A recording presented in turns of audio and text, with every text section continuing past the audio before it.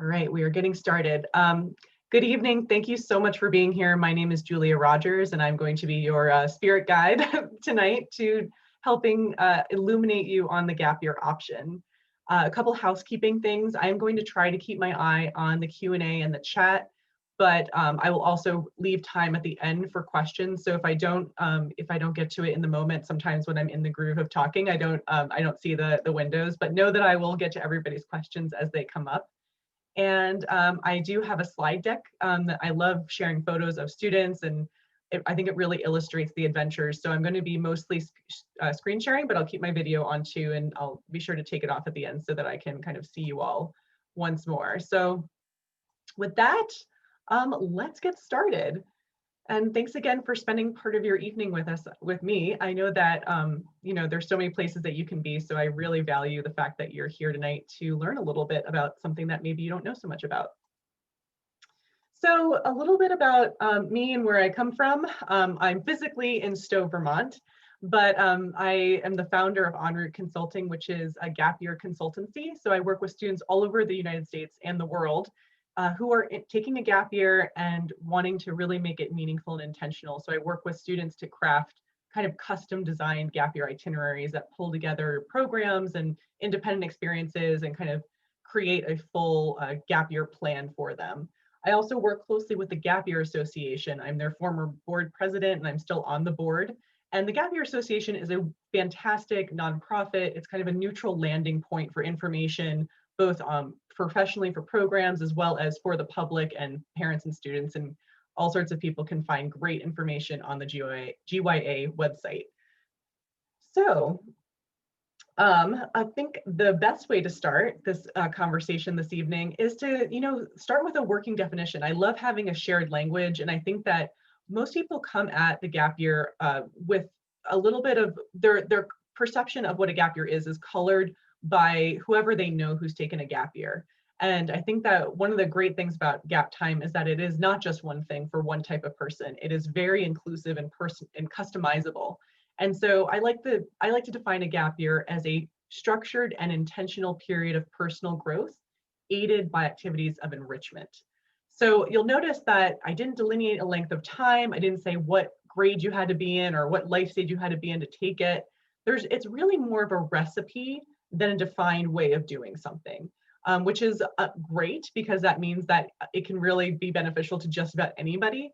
But it also means it's a little bit slippery to define, and that can sometimes be a little bit confusing for people. So that's what we want a gap year to be, is we want it to be this formative rite of passage that helps set a student up for success, whether it be going back to college or going to vocational school or community college, whatever that next educational step is, or sometimes for older students who are in college or maybe just graduated, to kind of bridge them into either their career, grad school, whatever those next stages are. So there's really no wrong time to take a gap time, but I personally think that the ideal time is between high school and college, because that is really where students are the most lost in their path towards what comes next, and where if they do it well, they can really set themselves up for thriving in college or career, whatever comes next. The other thing that's worth noting about gap time is that it is experiential. So it's really refreshing for students, especially in this environment where so many students have been learning remotely, or students who just don't thrive in the classroom environment. A gap year is really about getting into the real world and seeing what it's all about and having experiences that are really hands-on. So for learners who like that kind of thing, a gap year is really, really exciting for them. And if done well, a gap year is life-changing. Just quick personal story. I actually am a gap year alum. I took a gap year after college. I went to Tanzania and spent almost a year doing public health outreach for a nonprofit. And I was with a cohort of other gap year students, some of whom were pre-university British gap year students. And that was what kind of my light bulb moment about the pre-university or pre-college gapping was formed in that experience. And my time in Tanzania was transformative for me on a personal level, but it also really illuminated the idea for me of what this period of time is and how so many young people can benefit from having this moment where they're exploring, where they're seeing who they are, what their values are, what they're good at, and really making those big decisions with some knowledge and foundation underneath them. So that's really what it's all about. Now, conversely, we also should mention what a gap year is not.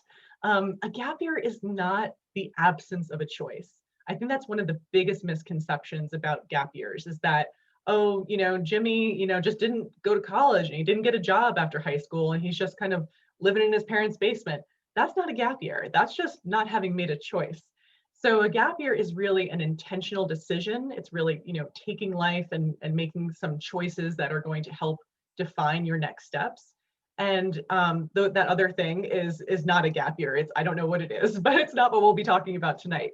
So I think that that's a really important distinction to make, is that a gap year really has these defined qualities, and that's what makes it. That's what really makes it meaningful. So I think that I really wanted to share a few photos with you all from this fall. So all these photos on this slide are students who are currently on their gap year, and they are doing a bunch of really cool different things. I know that we might have some parents on the call right now who are thinking, oh, my son or daughter is really not enjoying Zoom University. We don't like paying for it, so maybe we will consider a leave of absence for next semester. And then some of you all might be parents of high schoolers who are considering gap year for later next year after graduation. Either way, there could be some, COVID is very highly likely to impact. I mean, we know it's going to impact anyone who takes a leave of absence next semester, but there still could be some lingering implications for next fall as well. So one of the really important things to keep in mind is that even in the context of COVID, really amazing gap years are possible. Just a few things that are shown here are semester and experiential programs where the students actually quarantine as a group outdoors usually, and once they're potted up, they can actually have some pretty cool, amazing adventures in the outdoors together. The student you see with a car is at an internship program where he is working at an auto body shop and loving it, as you can tell from his face. The student drawing is actually in Ireland. So even select international programs are on the table for this period of time. And there's really some creative and thoughtful protocols going into planning these programs. And I know a lot of parents kind of came into the discussion last summer being like, the whole world is shut down. What could my kid possibly do on a gap year?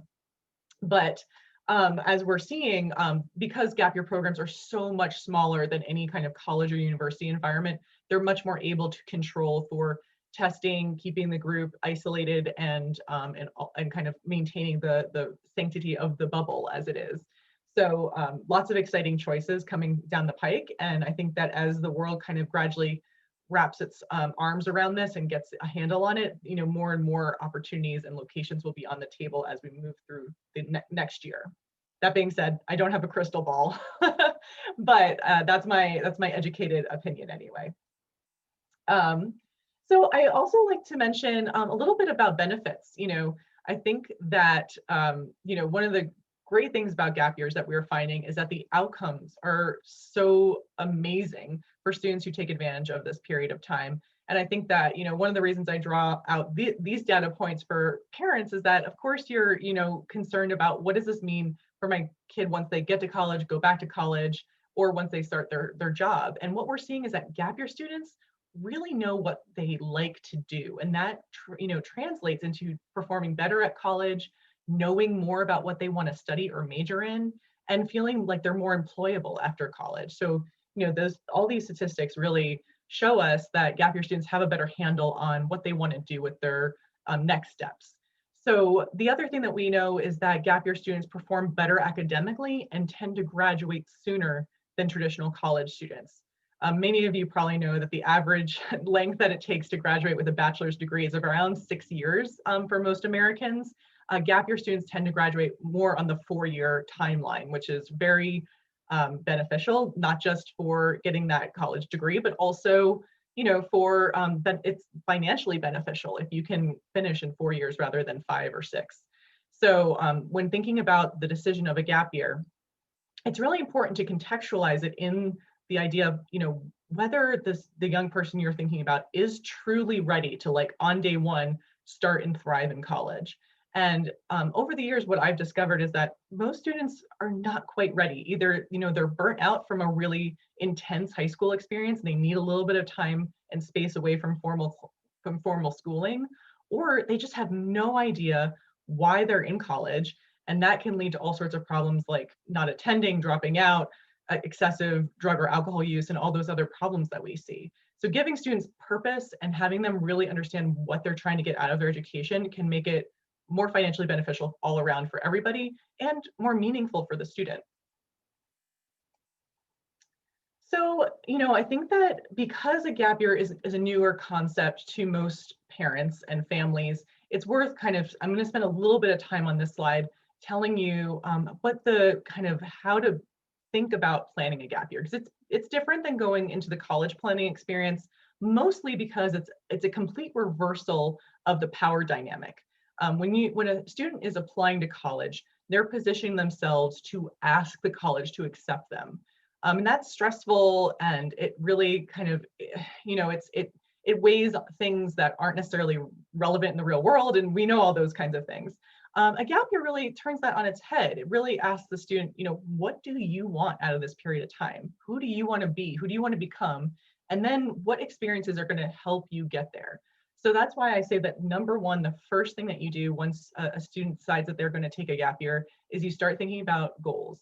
And goals don't have to be like, I'm going to make X amount of dollars at my job, and then, that kind of thing. It can be if that's a real big priority, but we're talking more about these life goals. So I like to subcategorize goals into personal, practical, and professional. I'll go into that in a second. But, thinking about goals and what they really want to get out of their gap year helps not only with your research, but also helps really bring things into focus and helps you prioritize how to advise them on picking opportunities. And then, so once you have those goals, you can take to the internet, you can choose to work with a professional, you can talk to friends or family who have gap year students who've, taken gap time in their lives. And you can also think about researches, you can also research scholarships, funding opportunities, all those things. One really cool thing that you can do as part of the research process is think about, I call this resource mapping, which we do as, nonprofits do as part of strategic planning. But I think it's a really cool thing to do when it comes to gap year planning, because you can think about who do you have in your network who might be able to give your young person a place to live, an internship opportunity, who might know people who could do those things. And I've had students who've done, who've au paired for, friends of friends, or who have been able to live in other cities with an aunt, and all sorts of opportunities emerge that are often very cost effective when you think about your own network. So that can be part of your research process. Once you think of once you're starting to dig into what's out there, you also want to think about the parameters. This includes budget. This includes your hard stops as far as geography. Some people are more comfortable with certain areas of the world or certain cities than other people. You want to set that up as early as possible in the process so that you can say, here are the 3 things we expect from you for your gap time. And then once you give those parameters to your child, let them drive the research process and come to you with ideas. And as much as you can, empower them to make choices within the framework that you both agree on together. That really helps with that step towards independence. So now you're moving towards the assembly. Assembly is when you're finding opportunities or ideas or independent activities that the student is really gravitating towards, and you start laying them out. Most students do not just do one thing over the course of their gap year. Most students do a couple things, and it usually ends up falling on the semester. I think that's just because people are used to, things stopping around the holidays and starting again. So I see a lot of students working local jobs or volunteering at home during the summers after graduation, going off away from home maybe in the fall, but then coming back for the holidays, decompressing, relaxing, going off again in January, and maybe doing 1 or 2 more things before the following summer. So that could be anywhere from 1, 2, 3, 4 different things a student can do over the course of their gap year, depending on your budget, where they want to go, the programs they're choosing, their own goals, those kinds of things. So it is also important when structuring the itinerary to think about giving the students increasing amounts of independence. And this is what really can be exciting at the end of a gap year, because when you talk to a student who's taken a gap year, they often are so much more mature and confident than an average 18, 19, 20-year-old. The reason for this is that a lot of times gap years ratchet up what the expectations are from that student. If a student is living on their own, making their own meals, budgeting for themselves, those are already multiple life skills that they might not be exercising yet if they go to a college if they're living on campus. So, but at the same time, a student might not be able to just drop in on a, into an apartment situation and do it well. So when you're thinking about the individual young person, you really want to think about what's the appropriate starting point and how can we give them kind of increasing amounts of independence as the year moves along. And so that usually, if a student says, I really want to backpack through Europe, you can say, okay, that's a great thing to do maybe at the end of your gap year. What do we need to do in the first couple of stages to get you ready for something that's that demanding? And I've had students who've done really, really amazing things because they've been ready for it at the end of their gap time. Mentorship is another major building block of a good gap year. Now, as we'll talk about, opportunities in a little bit, but whether or not a student crafts and creates their own gap year with independent opportunities that they find themselves or do themselves without a program, that's fine, but they should still have a mentor in the mix. And one of the beneficial things about choosing a gap year program is that you end up having some mentors through the program leaders or other people that are running the program. If a student doesn't have that, then it is good to think about a trusted adult, a former teacher, someone in their lives, sometimes it's a boss, who can act as that mentor and kind of hold them accountable for their gap year. And that can be a formal thing or an informal thing, but a student should kind of think about who that person is going to be during their gap time. So, think about graduation time or the kind of couple months leading up to the start of the gap year, whenever that will be. The preparation point is going to be either, right now until January if you're a spring gapper, or summer after graduation if you're a traditional kind of on the academic year gapper. And preparation can be everything from getting your passport to mentally preparing for your gap year. If you're doing a backpacking trip, you're probably training and breaking in your hiking shoes and those kinds of things. So those mental and physical preparation things are really important so that a student is kind of knows that what they're going into is going to be challenging, but is mentally ready for it. And then, throughout the gap year, reflection is incredibly important. I actually send all of my students a journal at the beginning of their gap year because I think that the process of writing and thinking about what you're experiencing as you're going through it is really important, but it's also a memory that you'll take back, that you'll have forever afterwards. I actually keep my journal from Tanzania in a locked safe in my house because it's that much of a treasure to me. It's kind of that time capsule of that moment in time when you're learning and growing and experiencing so much. And different students have different modes of reflection. Some like to write, some will vlog, some will maintain their Instagram account.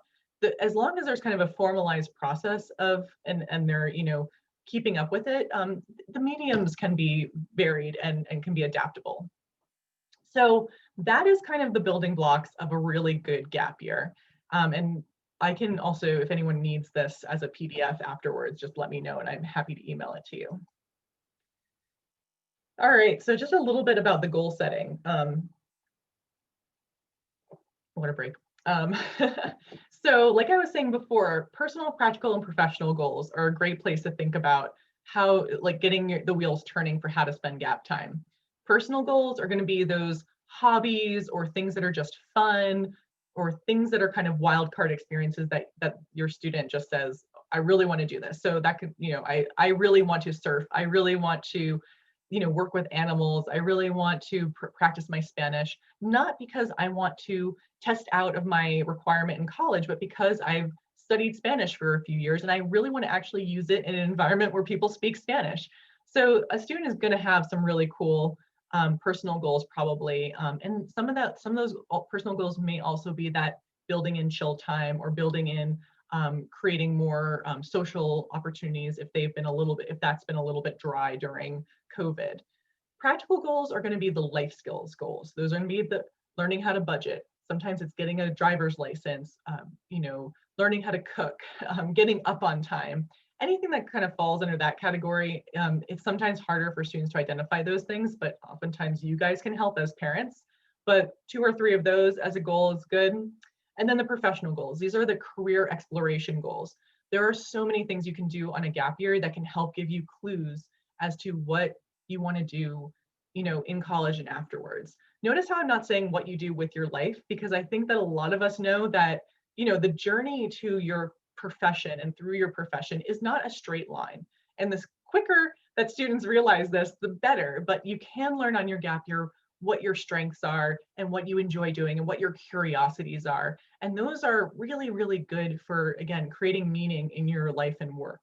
So professional goals can be, I really like photography. Maybe I'll take a photography course, or I know that I want to go into marketing. I know I want to go into marketing. Well, maybe do an internship in marketing and, test those waters, see what that's like. So if a student is really sure about what they want to do, it's still good to get them into that environment and allow them to experience it. If they have no clue, then I like to offer students a buffet, give them a lot of different experiences, because something's going to stick if you throw enough spaghetti at the wall.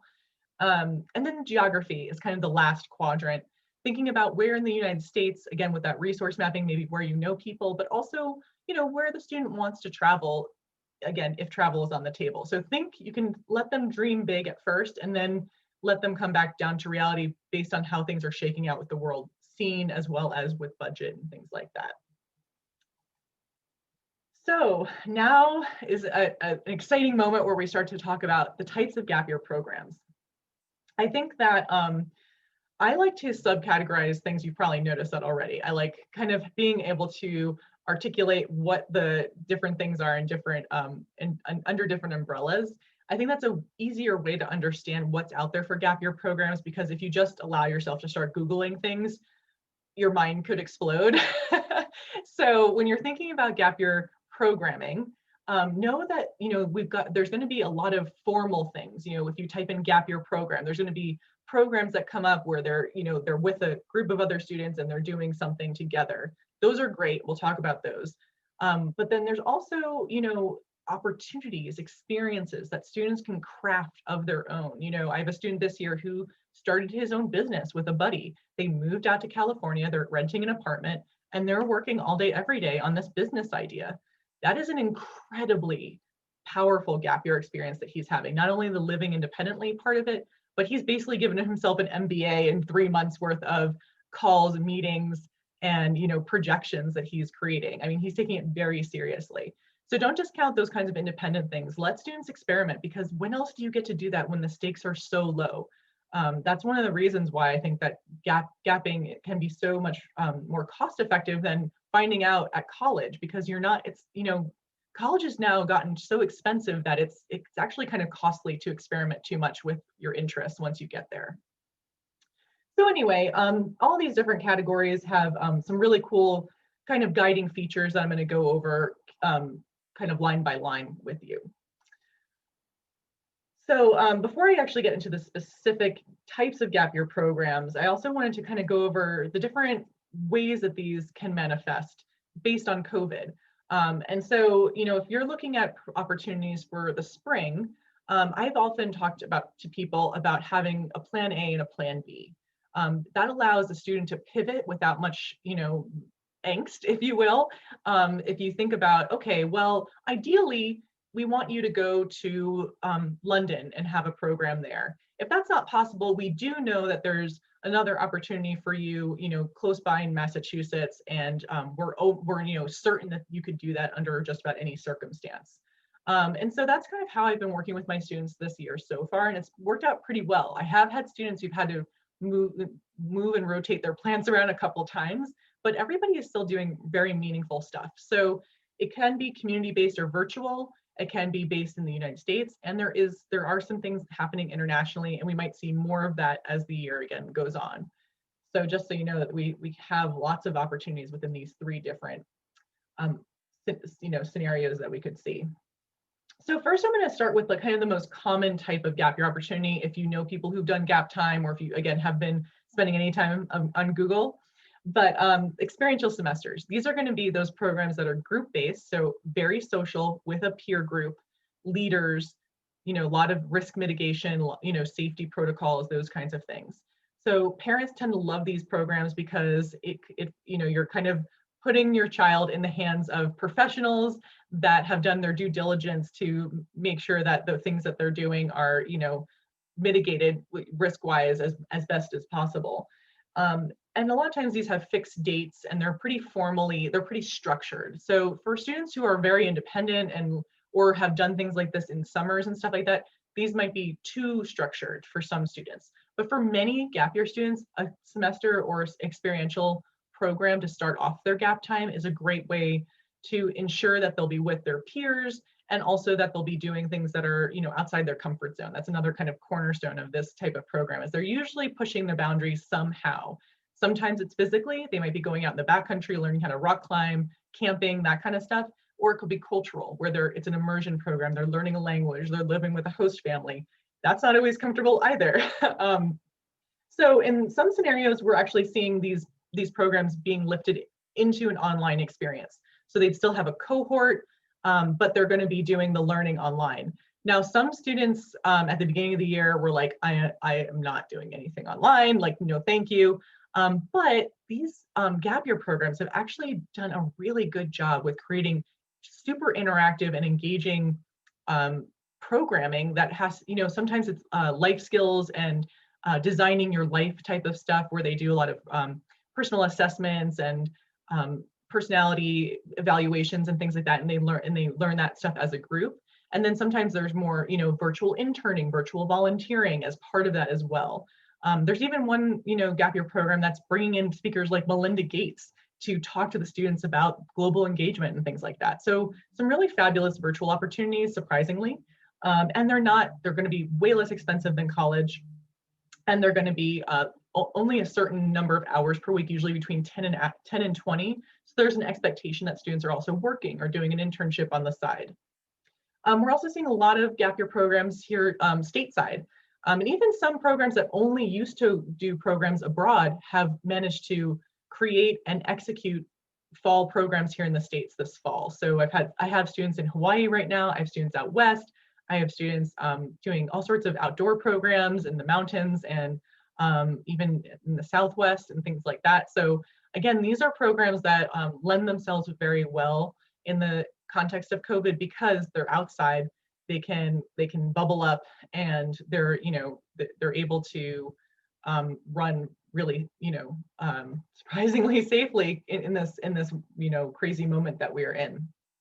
For students who aren't so outdoorsy, there are programs that are less intense. So there's not every program is going to have them hiking 12 miles a day in the mountains. There are some programs where it's a little bit softer, where they do day hikes but they're sleeping in lodges, or they're camping at facilities where they can shower and things like that. So there is a ruggedness to most of the programs that are available and running as group programs this year, but you can, as long as they have an adventurous spirit, it'll work out.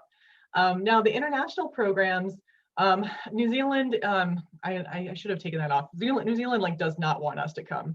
So that's a less likely location for the spring. But again, hopefully by next fall, New Zealand, Australia, all those great places will be back on the table. Where I am seeing opportunities for international travel with this type of program are Ireland, the UK, Israel, Costa Rica, and some places in the Caribbean. So again, these are places where the borders are currently open.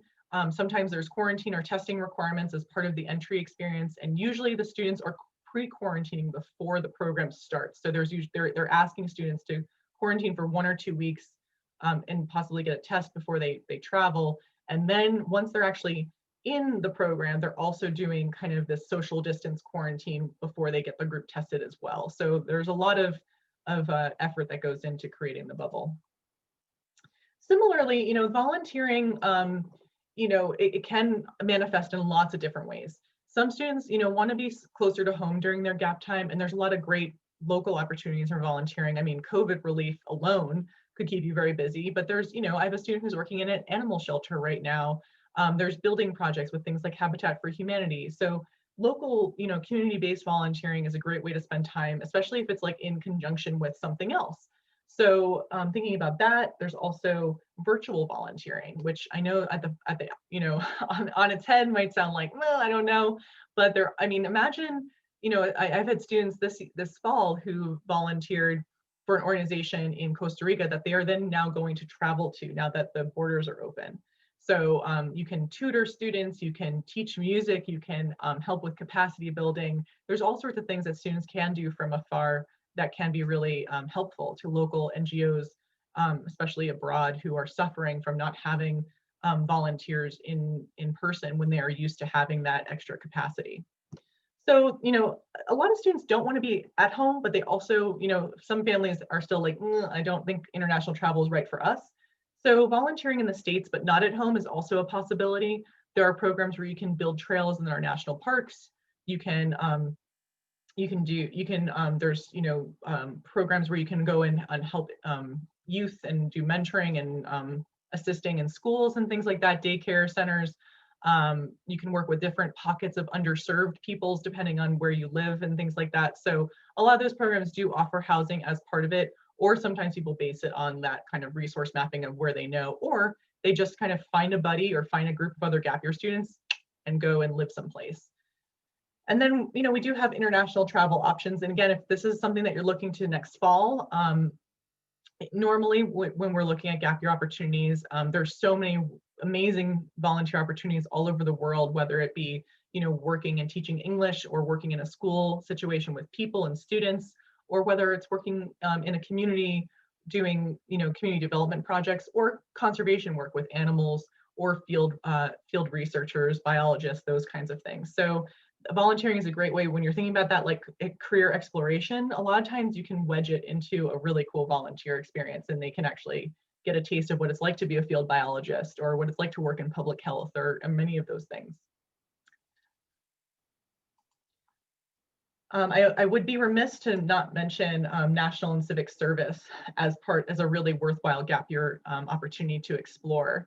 So many AmeriCorps opportunities are open to high school graduates and GED equivalents. And you can actually, filter on the AmeriCorps website by type of education and see what's available. But things like City Year, NCCC, and Public Allies, they are all 10-month-long AmeriCorps programs that are not only fully funded and offer a stipend, but also give participants an education award that they can then use when they get to college. So this is an example of a fully funded gap year opportunity. And City Year is one of those ones where they are embedded in schools in our nation's cities. NCCC is a little bit more varied, where they move around to different places within a region and do different types of community development projects. And then there's also many kind of conservation focused ones as well. Disaster relief, both through government entities like FEMA Corps, as well as nonprofit entities that are doing disaster relief, and including COVID. There are programs that are doing food distribution and all sorts of other types of services related to helping people who need it. And then, this last category is civic engagement that's more connected to a student's passions around racial justice, social justice, climate change, any issue that a student really cares about. I had so many students working on the election this year. It was so heartening to see young people so engaged in our democracy. I had a student who was living in Hawaii and working on a congressional campaign out of Georgia. So, I mean, the ability for students to really cross boundaries this year was pretty incredible. And I know that now we're kind of post-election, but there's still going to be, those issues aren't going anywhere. So if a student feels really strongly about something, helping them plug in with a organization or other type of outlet for that can be a really great way to spend gap time. And then interning, same kind of idea, where this is, I always say it's like volunteering, except for it's slightly different. So interning, a lot of gap year students are unpaid interns or poorly paid interns, but if you're lucky, you can get a decent wage. And some students choose to do this locally through contacts, or just boots on the ground doing their own research and finding an internship. But there's also for U.S. and international opportunities that aren't at home or aren't found through a contact, there are actually internship programs that will actually match students with an internship in a field that they're interested in. It has to be within reason, because obviously your average 18-year-old doesn't have a ton of work experience, but especially these international locations, I've had students have really incredible internship opportunities working in Dublin or Cape Town, South Africa, places like that that have these kind of startup economies where they're looking for young interns who are willing to work. So I've had students who've worked at startups in Cape Town, South Africa. I had a student who worked at the Special Olympics in Dublin. So, so pretty cool experiences for these people to have. So this is not just like getting coffee. This is real work experience that students can be proud of and can give them some really good feedback on their interests. And with those internship programs that are more formalized, they also connect them with housing. So a lot of times you're living in an apartment with other interns from the program. So it has that social piece and that kind of group piece, but still kind of individualized where each student is kind of going to their own custom internship. So then there's courses, and courses can kind of fall into the category of enrichment courses or study abroad, depending on the situation. Obviously, there's some really cool virtual courses that are kind of coming out of the woodwork this season, and stuff that you can do close to home. There's also any number of, really cool enrichment courses that you can do all over the United States. I've had students who've gone to learn how to blow glass or build a boat from scratch, or go learn how to surf, or get their lifeguarding certification and get their wilderness EMT certification. So if there's something that a student really wants to, like a thread that they just want to pull on for the fun of it, now's the time. So thinking about what they want to do is the easiest way to start researching. So, if a student is really interested in ceramics, there are a lot of kind of art schools that are both here in the States or abroad who run multi-week ceramics courses, or sometimes semester-long ceramics courses. So whether it's domestic or internationally, if you know what the student wants to work on or learn, you can usually use that as the basis to research the opportunities. And then these are kind of the hodgepodge extra opportunities that I always like to mention. A lot of students are interested in WOOFing, which is working on organic farms. That's the acronym there, Worldwide Opportunities on Organic Farms. Workaway is another organization that does similar things. And the idea with this is that it's a work exchange.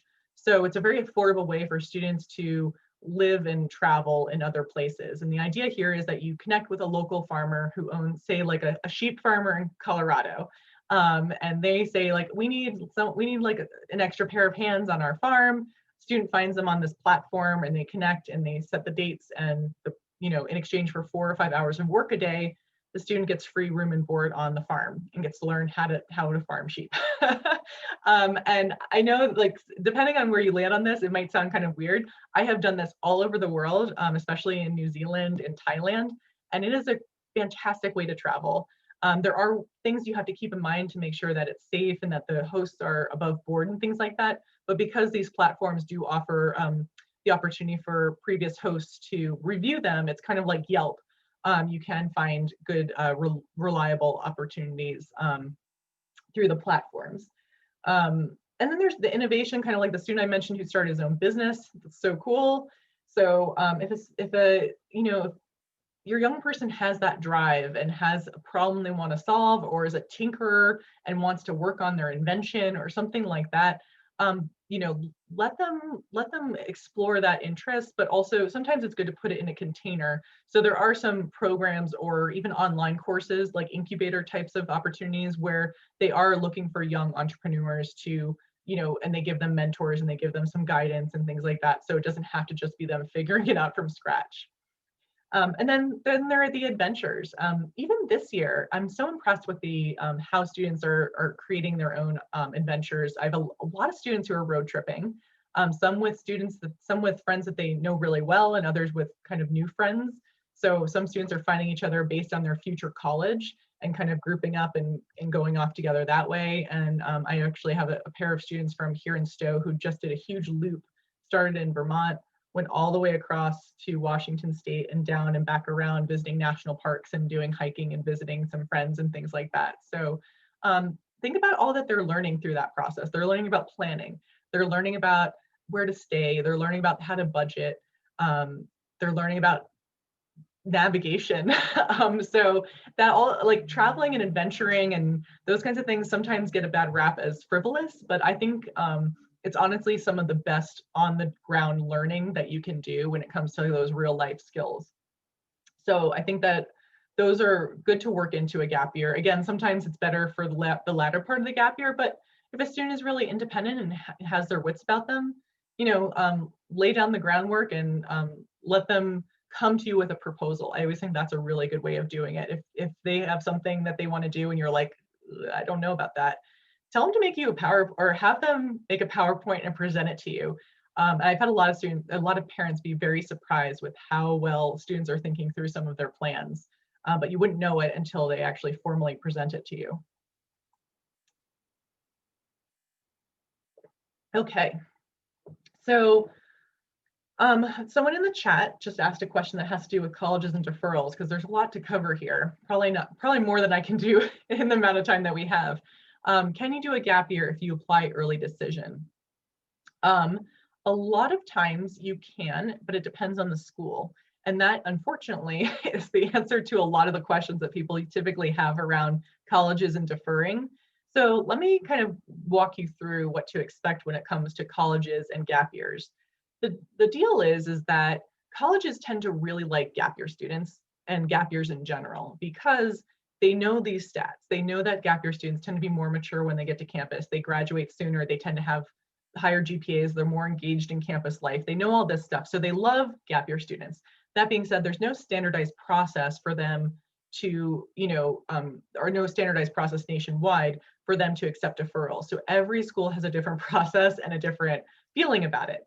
Increasingly, colleges are deferral friendly. This past year, we especially saw colleges being, some colleges being more lenient than usual, other colleges being more strict than usual with their deferral policies, but overall, they were pretty flexible with what students needed to do, considering the extenuating circumstances. So this coming year, if a student is currently in college, it's typically pretty easy to request a leave of absence if you're already a matriculated college student. If you are thinking about for next year, then my rule of thumb is to allow students to apply, whether it be early or regular decision. And then once you get that admission, you read the fine print and you see like, okay, would they still allow a deferral or not? Some colleges will and some won't. But typically when students are getting their acceptances back in the spring and they're making those final choices, that's when they say, okay, this is my favorite school, this is their deferral policy, and then they kind of execute on whatever they ask them to do. Typically, if a college allows deferrals, they will ask you to write, or ask the student to write a letter explaining what they want to do with their gap year, and then you put down a deposit. And with financial aid and scholarships, you will have to reapply. If it's a FAFSA situation, you have to reapply again for FAFSA the following year. And if it's private scholarships or merit scholarships and those kinds of things within internally through the school or through a foundation, those are also case by case. So you kind of have to ask, hey, will my package transfer over to the following year? And sometimes it will, sometimes it won't. And that same thing if you're a leave of absence student, you really want to understand if your student status changes or if your scholarship status changes as a result of that leave of absence. And when people, and I was getting interviewed a lot earlier this year around COVID and gap years, and reporters were often asking me, is there any situation in which you wouldn't recommend a gap year? And that is the only situation in which I would say a gap year is probably not a good idea, is if you've gotten a very attractive package from a college and it would disappear, or you'd have to reapply for it next year and roll that dice. So if a student gets an amazing scholarship package or merit-based scholarship or any kind of situation like that, and you know that it's a 1 in a million chance to keep it, that's, you may want to suck up the Zoom University thing, or sacrifice the gap year for that year and do some sort of cool travel in the summer or something like that. And if you are, if we are still in a situation where COVID-19 is the reason that people are deferring next summer, I hope it isn't, but if it is, my rule of thumb is to not say that COVID is the reason you're taking a gap year, but you can mention it. I mean, you can say, if COVID prevents me from doing X, I plan to do Y, so it's not an elephant in the room, but colleges don't want to hear that you're taking a gap year to, put yourself in the pool for the following year or any of those strategic decisions. So now, if you are curious about general college deferral policies, the Gap Year Association has a non-exhaustive list of college deferral policies to kind of give you an idea, which you can find on their website, which is gapyearassociation.org. And I also have a deferral letter guide, which is kind of the point by point on how to write the deferral letter, but I also copied it into a slide just to kind of show you the anatomy of a deferral letter. It's pretty straightforward. You can go again to the blog post I wrote about it, but basically it just needs to be a general letter. First paragraph, I really want to come to your college, but I just want to have some experiences first. Then the next couple paragraphs talking about what those experiences will be. And then the summary paragraph being about how you definitely plan to go to that college. What the school wants to know is they want to rest assured that you actually will show up at that college if you take that deferral, because they want to be able to count on you for the next year. So that's kind of how it looks. So cost considerations. I know that a lot of families want to know, how much, this all sounds great, but how much is this going to cost me? And like I say, kind of in the box there, gosh, it really can range. And so the overall thing that I want people to walk away from is knowing that a gap year, a good gap year, can be achieved for any budget. So you don't need to spend the equivalent of a year of college to have a good gap year. But you also need to think about the student and what they need. And if a student was going to flounder if you threw them into college right away, that probably means you need to invest in some programming that is going to help them mature and develop and kind of get them where they need to be. So whereas if a student is incredibly independent, really on top of it, wants to do a bunch of independent and low cost things over the course of their gap year, that's probably going to be a cost neutral gap year if they work towards it, So it really is a case by case basis based on the family situation, the student and their personality and what they're ready for.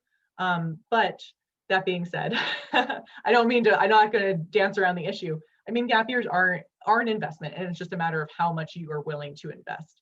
Gap year, semester programs, like the first type of program that I mentioned, those can be anywhere from $13,000 to $16,000 for 3 months of education. So if you did 2 or 3 of those types of experiences over the course of a gap year, then that starts to look like a year of college.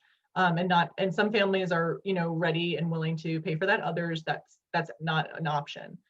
So the good thing to think about is that you can also be creative with how you plan out a gap year. So if you really do want that kind of structured experience as part of the gap year, maybe you do that first. And then the second half of the gap year, a student is working or interning or doing something where it's either cost positive or cost neutral, or they're working to pay back some money for that previous program. I have some students who work for the first half of their gap year to travel for the second half of their gap year. So there's no real wrong way to structure a gap year so that it makes sense for the budget. It's just good to be in, very open communication with the student about what's expected, what you're willing to give, what you expect them to do to buy into the gap year. I do think that's a very important aspect of it, is to have student buy-in financially, if it's at all possible. And the expenses themselves tend to be mostly program fees or travel costs, those kinds of things. The transport to and from a place, necessary travel gear, vaccines and health and medication, insurance, passports, visa. This is all stuff that if you travel frequently you probably can guess. So there's not really a lot of surprises unless your kid needs a rabies vaccine or something. If they're going to, sometimes animal related programs will make you get a rabies vaccine, and that can be a stinger if it's not covered by insurance. So, thinking about all these things on the outset and thinking about, what you're getting yourself into is always good. And then the offset, obviously a lot of parents who know that this experience is going to be beneficial for their kid, if you are investing in the college experience, a lot of it kind of stands to follow that there would be maybe some family contribution for a gap year as well.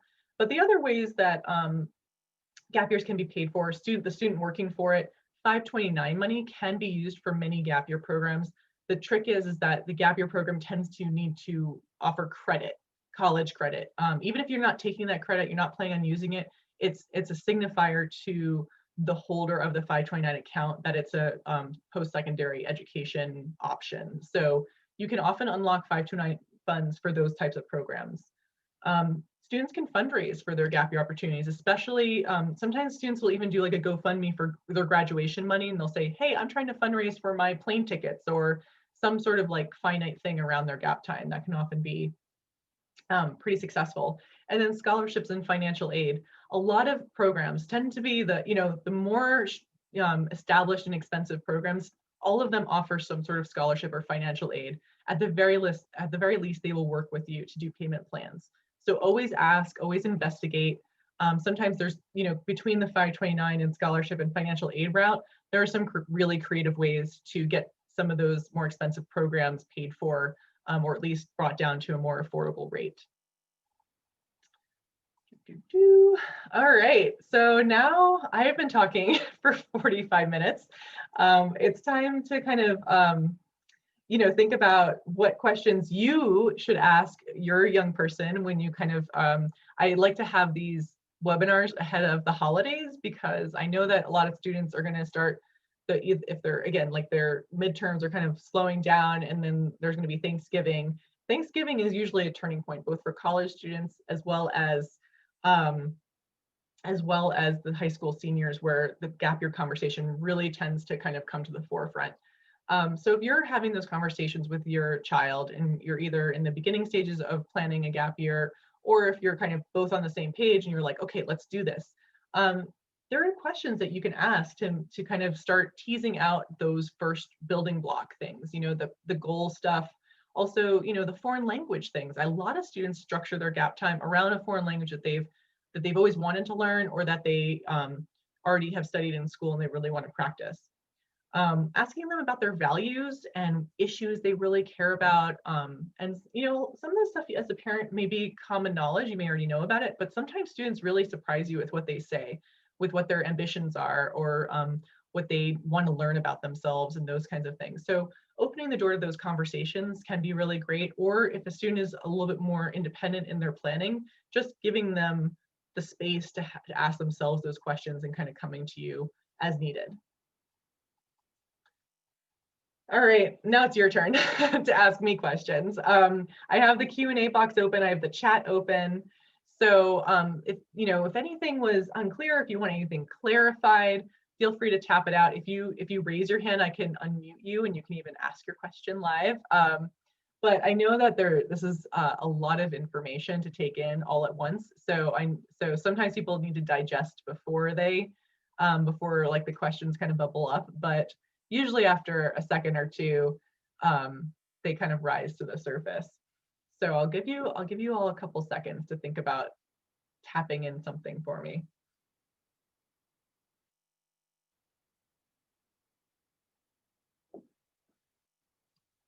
One thing I'll mention while I'm waiting for maybe any questions to be asked is students really want community on their gap year. And so this year I've noticed that a lot of students who aren't doing programs are still seeking those student communities. So there are some really cool either Facebook groups, or people find each other through like GroupMe groups through their future college. And there's even Slack channels and other places where students are finding each other. So there are ways for students to build community, even if they aren't doing like a formal gap year program. Oh, great question. So a participant is asking, what is the timing for investigating and committing to the more structured programs? So typically, so I'm going to back up, Julie, because I know that you're talking about a senior, but if there anybody on the call who has a junior year is kind of the time for the general investigation, maybe attending one of these webinars, or attending a gap year fair if there's one in your area, those kinds of things. And then senior year, most of the fall is kind of consumed with the college application process. And then I would say that the most appropriate time to really start getting into the planning process is whenever those applications are out the door. If your young person is not four-year college bound and that's not a concern, then you kind of want to think about around December, January, February of their senior years, really when like their attention kind of turn to gap years. You want to time it so that you're not waiting till the last minute, but also that the student can kind of see the end of the race, if that makes sense. Because if you start planning a gap year a year ahead of time, they're going to change their mind as to what they want to do, right? So to get to your question, investigating, committing to structured programs between now and let's say March is kind of the ideal time to start isolating out which ones are your favorites and getting something deposited on. But that being said, most structured gap year programs have rolling deadlines well into the spring. A lot of students don't decide to take a gap year until they hear back from colleges. So if you think about it that way, if you plan a gap year anytime before April of your senior year, you're ahead of the game, because some students are just starting their gap year planning in April, May, and even June. So yeah, I think that kind of sometime in that early kind of winter time is ideal for choice. But there still will always be options, even if you're planning your gap year in the middle of the summer. Great question. see. Yeah, and are there structured programs focused on sound, music recording, and/or technology? So there's a program in California called Idlewild. They're a summer camp, a music summer, or arts summer camp. And they just started a gap year program, and they do have a music track. So there's things like that. There's also internship programs for students interested in recording. So I had a student who was like a rapper, and he actually went to Cape Town, South Africa, and interned at a recording studio in South Africa. And he recorded his own album while he was interning at the studio. So there's, you know, different ways to kind of exercise that interest, but there is a school in the Midwest that also does sound recording and like producing courses and things like that. So some of those programs are less structured because it is more of a niche, but there are programs sometimes where you can kind of specialize, but you're still within a group program. So and yes, there are some really great STEM programs as well. So yes, Julie, you can also email me separately and I can talk. So if a student knows they will be doing a gap year and chooses to wait to apply until they are more clear on what they want to focus on in their college search, how do students typically navigate applying to college during their gap year? Is this possible? Great question. Yes, it is possible. And I have a feeling this is going to be common this coming year because I've heard, and I think that this could also just be conjecture, but some families are thinking, okay, my kid wants to go to a competitive college.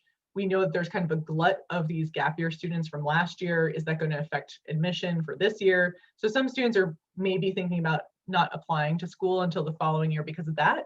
But I would say that another very legitimate reason is because they don't know where they want to go to school, or they haven't gotten to visit the schools, those kinds of things. So it's definitely possible to apply for college on your gap year. And it doesn't hurt or help you to do so. So I would say from a strategy standpoint, when you're thinking about it this way, you know, if a student was applying to college after their gap time, they probably have a lot to say. They could write a really great essay about some impactful thing they did in their gap time. But usually they're applying in November, this time of year. And so they've only had a couple experiences under their belt. So it's not like you're going to have padded their resume or padded their application to the point where it's going to make that much of a difference. So it just looks pretty much the same as it would senior year. And the best way that I've found to do it, no disclaimer, I'm not a college coach at all, but what my students tend to do if they're applying to college on their gap year is that while they're still in high school, they get all the transcripts, they get the recommendations, they get as much as they can from whoever they need to and have that all kind of set up. And then in the fall, when they have the time, they do the essays, they do kind of all the supplements and things like that and get them, out the door when it's all kind of relevant.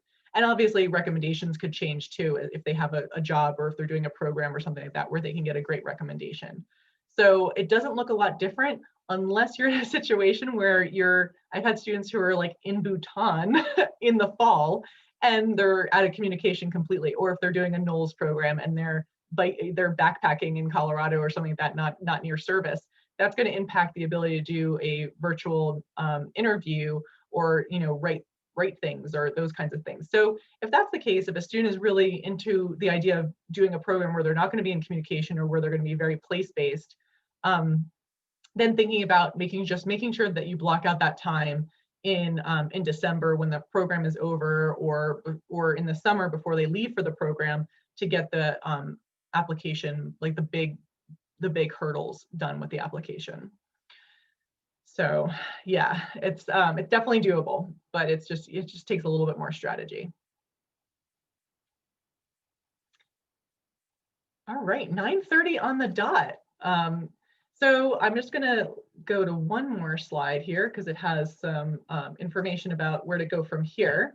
If any of you are in a situation where you do think that you and your child would benefit from Onward Help, obviously that's what I do.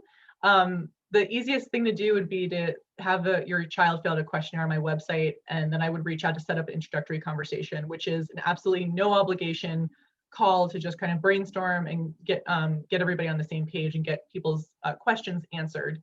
And then if that all went well, there's services, and we would take it from there. And all my services kind of run through the gap year period. So I'm supporting my students through their entire gap year experience. But I did want to end on the resource slide, which is the Gap Year Association, as I mentioned. USA Gap Year Fairs, they usually do in-person events all over the country. This year they're doing virtual Gap Year Fairs and Gap Year information sessions, and they're going to be bringing in different programs and experts and things like that. So go to usagapyearfairs.org and sign up for information if that's of interest. Service Year Alliance, I like to highlight because that's a great website to search for national service opportunities, and I always like highlighting national service. And then I am very easy to find. I also co-host a podcast, and I interview Gap Year alums and other travel experts and people like that.